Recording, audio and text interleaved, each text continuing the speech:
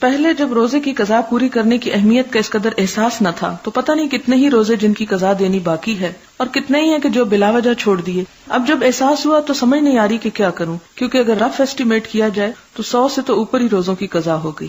پتہ نہیں کتنے روزے بلا وجہ چھوڑے. لیکن اگر فرض روزے رہتے ہوں تو نفلی روزے نہیں رکھے جا سکتے.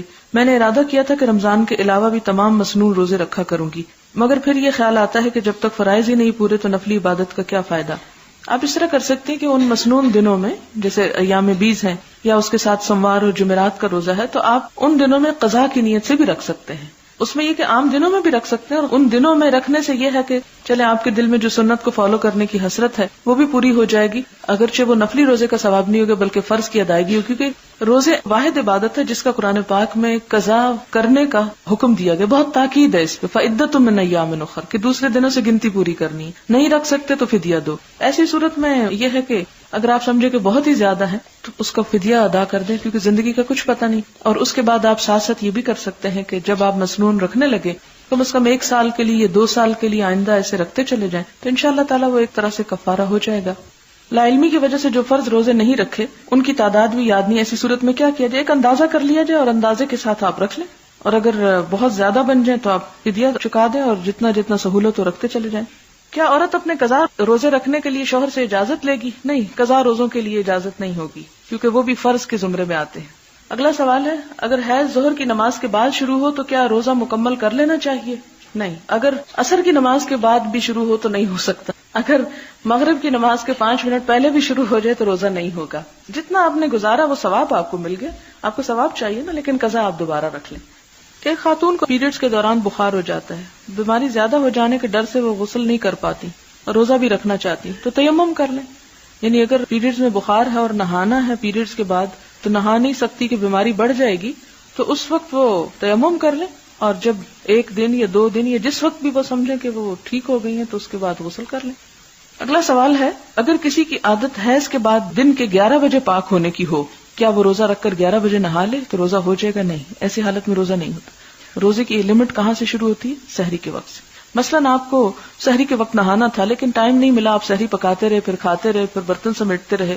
اس کے بعد یہ ہے کہ آپ کو تھوڑا شک بھی تھا کہ میں ذرا ڈیلے کر لوں، آخری ٹائم پہ لے جاؤں، کیونکہ بعض اوقات آخری وقت میں تھوڑا شک بھی پڑ جاتا ہے، 1 گھنٹہ آگے پیچھے بھی ہو جاتا ہے. تو ایسی صورت میں اگر آپ نہا رہے اور نہاتے نہاتے سورج بھی نکل گیا مثال کے طور پر، تو سورج اس وجہ سے تو نہ نکالے کہ آپ برتن دھو رہے تھے، اس وجہ سے سورج اگر نکل گیا ہے کہ آپ کو شک تھا اور شک دور کرنے میں آپ نے سوچا کہ تھوڑا سا میں اور ویٹ کر لیتی ہوں، تو وہ تو ٹھیک ہے. لیکن 10 بجے اور 11 بجے نہا کر جبکہ صبح تھوڑی بہت بلیڈنگ یا اسپاٹنگ بھی ہوئی ہو یا ایسا ڈسچارج ہوا ہو، تو سحری کھانے کے وقت کے بعد مثال کے طور پر اذان کے وقت اگر اس کے 15 منٹ بعد یا آدھے گھنٹے بعد آپ چیک کرتی ہیں اور آپ ابھی پاک نہیں، آپ دیکھتے ہیں کہ ابھی ڈسچارج جو ہے وہ یلوش ہے مثال کے طور پہ، تو وہ پھر روزہ نہیں ہوگا.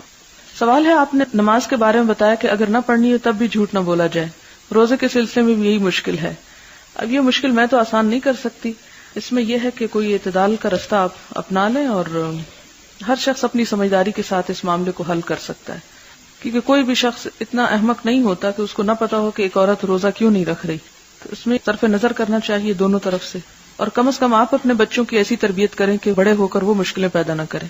اب مثال کے طور پر جب میری بڑی بچی کو پیریڈز ہے تو 2 چھوٹی کو نہیں پتا تھا، لیکن ان کو میں نے بتا دیا کہ ان دنوں میں نماز نہیں پڑھنی ہوتی اور آپ کے ساتھ بھی ہوگا، اور بہت آرام کے ساتھ میں نے سب کچھ ایکسپلین کر دیا کہ یہ بالکل ایک نیچرل چیز ہے. جس طرح آپ کے جسم سے اور چیزیں نکلتی ہیں اسی طرح بلیڈنگ بھی ہوتی ہے، اور اس میں چونکہ خون ایک گندی چیز ہے اس لیے جب تک وہ نکلتا ہے تو نماز نہیں پڑھنا ہوتی. تو اس کے بعد کبھی مشکل نہیں کہ وہ بڑی کو پوچھیں کہ اچھا تم نے نماز کیوں نہیں پڑھی، یا ایک دوسرے کے ساتھ لڑائی جھگڑا کریں. تو اس میں ایک سمپل الفاظ میں بچے کو آپ ایکسپلین کر دیں، اتنے سسپیشنز اور ایک چھپانے اور ایسے کام کرنے کی بجائے. اس میں مشکل یہ ہوتی ہے کہ پھر ان کو پتا تو چل ہی جاتے ہیں، یعنی کسی نہ کسی طریقے سے. پھر جب آپ ان کو نہیں بتاتے تو وہ اپنی سہیلیوں کے پاس ادھر ادھر جا کے پوچھتے ہیں، اور وہ غلط سلط باتیں، کوئی ڈراتا ہے، کوئی خوف زدہ کرتا ہے، کوئی اور اس قسم کی باتیں بتائے گا کہ جس میں کچھ سچائی ہوگی کچھ جھوٹ ہوگا.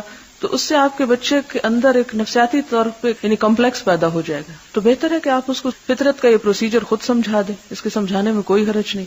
جس طرح ایک انسان مثال کے طور پر روزمرہ اپنی ضروریات سے فارغ ہوتا ہے، وہ بھی فطرت کا ایک نظام ہے، تو بالکل اسی طرح پیریڈز کا آنا ایک مخصوص عمر میں یہ بھی فطرت کا ایک نظام ہے.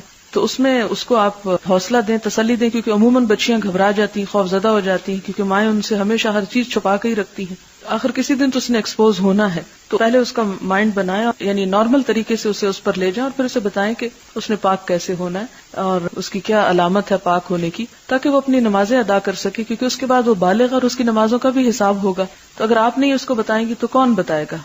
اسے بتائیں نماز کے بارے میں، روزے کے بارے میں، حجاب کے بارے میں، کہ جو جو چیزیں اس کے بعد فرض ہو جاتی ہیں اور جن کے اس سے پوچھ ہوگی تو ان چیزوں کو ایکسپلین کر دیں، اور آپ دیکھیں کہ بچے بہت اچھی طرح سمجھ جاتے ہیں۔